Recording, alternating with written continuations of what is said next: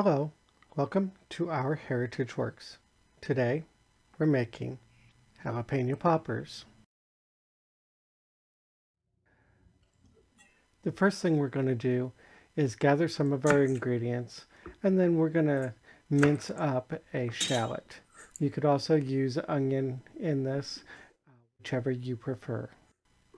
I don't make jalapeno poppers very often, but our friend Jilly G over at Jilly G's Gluten Free recently did jalapeno poppers, and I already had this in the back of my mind, so I went ahead and made them just so we'd have something for comparison. Right now I'm working on the filling.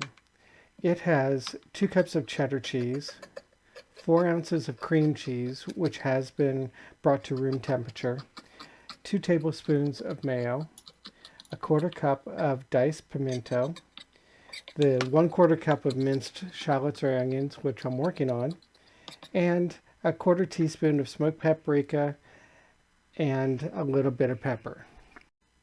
Once the jalapenos are filled, I'm going to be rolling them in some breadcrumbs to give it a little bit of crunch. For that, we will need a 1/2 cup of breadcrumbs that have been powdered. Make sure that it is gluten-free. 2 tablespoons of olive oil, 1/4 teaspoon of smoked paprika, and some pepper to taste. We will slice the jalapenos lengthwise, remove all the ribbings and seeds. That's just to keep it from being too hot or too bitter.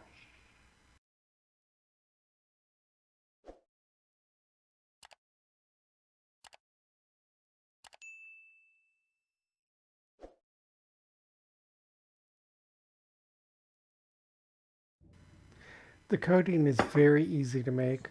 All I do is mix the ingredients together, whisk them up in a bowl, and it's ready to go. I could put these back in the food processor from where I ground up the breadcrumbs, but I decided just to use the whisk.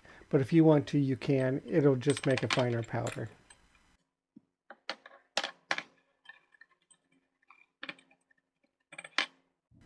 For the filling, I'm going to dump in the cheese, the cheddar cheese, the pimento, all the interior ingredients into a food processor and just pulse it until it's a nice, fine, even consistency. After every couple of pulses, I will scrape down the sides just to make sure everything's getting off the sides and can get incorporated well. Do this as much as you need until it becomes a nice, consistent texture. When the filling is complete, I will just simply use a spoon or a spatula, fill the jalapenos, and then I'm going to roll them in the crumbs that I had previously made. Put them on a rimmed baking dish or cookie sheet and cook them at 375 degrees until they're done. Now, these jalapeno poppers were good, but they didn't quite have the flavor or the texture that we liked. So we're hoping that we can get some good feedback in the comments as to how we could make this recipe even better. As you can see, it wasn't hard to do. It was basically mix up the ingredients, stuff them, roll them, throw them in the oven, and then enjoy. One of the things that I think I would like to do is possibly steam the peppers first so that they're just a hair softer. They just didn't get real done in the oven. They had a crunch to them.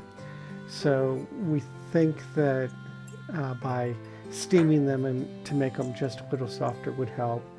Maybe using the broiler at the end would help really crisp up that outside skin. But we're not sure about the flavor. It just seemed to be lacking something. So if you have any suggestions, please put it in the comments below, and let's see if we can make this recipe even better.